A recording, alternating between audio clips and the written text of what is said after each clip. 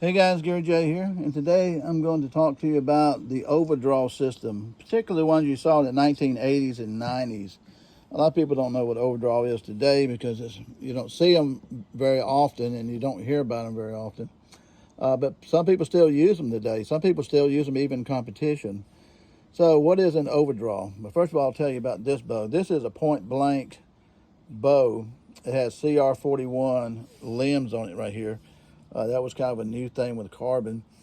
And also, the Proline company came out in 1970 to 2005, and they made great target bows too. And this is a hunting bow, you might guess. So, in 1993, when this bow came out, they were looking for speed. And this was some of the first super speed bows back in that day. And if you had one of these bows, there was nothing else better, hardly. You know, they had competition, of course, but these were the faster bows at that time. And the overdraw made part of that possible, and especially for a hunting bow. This was really a high tech for them back in those days. So anyway, the overdraw system is when you have your rest out here. The arrow sits here instead of here. See, there's no arrow rest here. So why would you want to move your arrow rest from here to here? Well, back in the 80s and 90s, you had aluminum arrows that had come out, especially in the 90s, but sometimes the aluminum arrows needed to be stiffer. Now this is a original aluminum arrow from the 90s. That's 2213. The diameter of this arrow is really, really big. Anyway, it's a nice looking arrow, but look at the veins on it. They are really long right here. There's 4 inches or so veins on this. But anyway, why would you need an overdraw system? Well, the selling part of the overdraw, you had your special rest right here too for your overdraw system. So you had to have a special rest for it too. This is really a nice rest, and I'll probably show you something about that because this rest right here is really amazing. So if you notice, when you put your arrow on your bow, generally you want your arrow tip to come out about an inch past the bow shelf right here, the arrow rest shelf.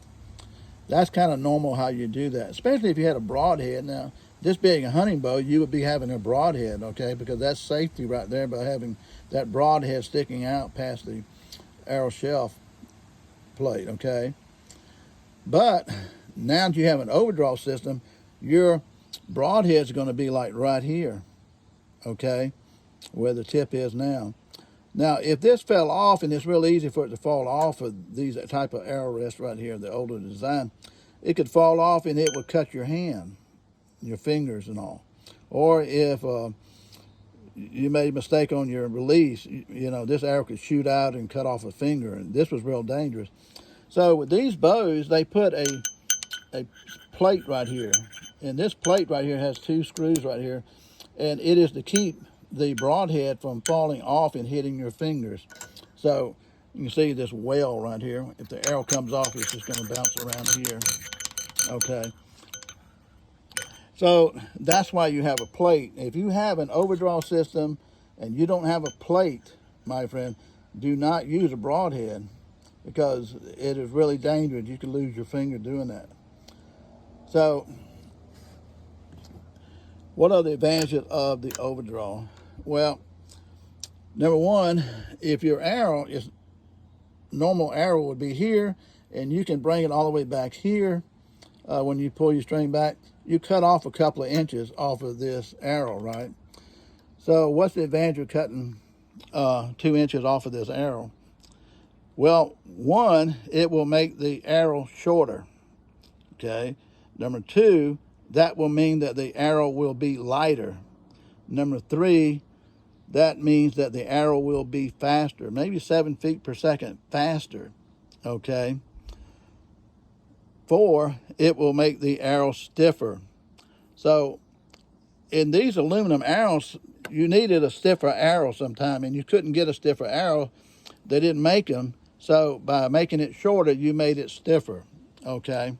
So that's one of the great advantages of having a overdraw system. Another thing too is that you could add maybe 20 grains of weight to the point here, which would help stabilize it in windy conditions, and also the overdraw would help it in distance too. You can shoot perhaps farther with the overdraw system because you're getting a faster speed. So that's another advantage. Also, the overdraw system was to help with torquing your bow, because if you look at the grip right here, this is a huge grip right here compared to our modern day bows. A beautiful grip, looks like a pistol or a revolver grip right here, doesn't it? Just beautiful grip. So these bows were easy to torque because they're big bows, and the overdraw would help with torquing these bows, slow that down a little bit for you. So that's another advantage of having the overdraw. There are people today that still use overdraws, and there are people who shoot target competitions that use overdraws, but you just don't hear very much about overdraw systems. So I just wanted to tell you about this overdraw, give you some idea. Now, with the overdraw system, this was a really incredible arrow rest right here too. This is what it looks like on the other side. And you see all these, this is a micrometer type adjustment for your vertical right here. See that arrow pointing up? You have all types of screws and stuff to adjust for vertical, to adjust for horizontal right here. And even on these tines right here, which is really interesting to me too. These tines right here, there's a screw here that allows you to move this tine up and down and also turn it in and out. And there's a screw here that releases this one so that it will move up and down and in and out. And so you got a screw for each one of these tines. Now, if you look at them, they come in kind of like the horns of a cow, I guess. They come in inward. Now, you can adjust that inward in and out. Now, they have to be the same height, though. They have to be the same height. You can't have one higher than the other. You're going to have problems. And so that's one thing, too. And you can adjust this any position here, even straight up, if you had to. There's screws that hold this in any position.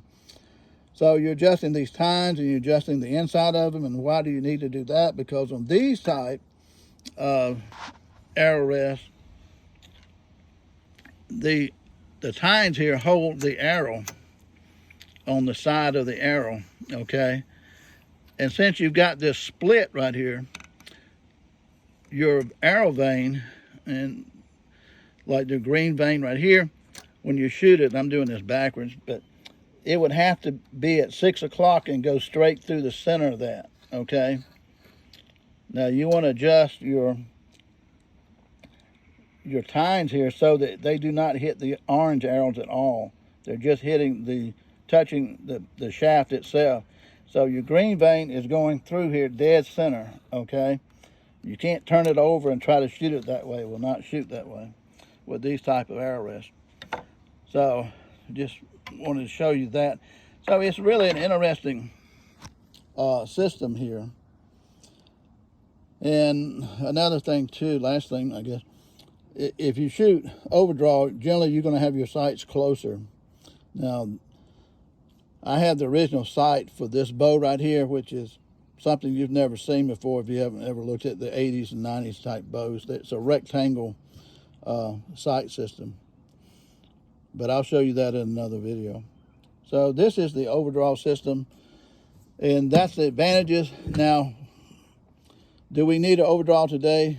Really, probably not, because today we have carbon arrows, and you can get them, and you can get the spine as stiff as you want on a carbon arrow, pretty much. So you don't need an overdraw. And the carbon arrows are light, so you don't need the speed like you did back with the aluminum arrows. So that's why you don't see people using overdraws very much at all anymore, for those reasons. And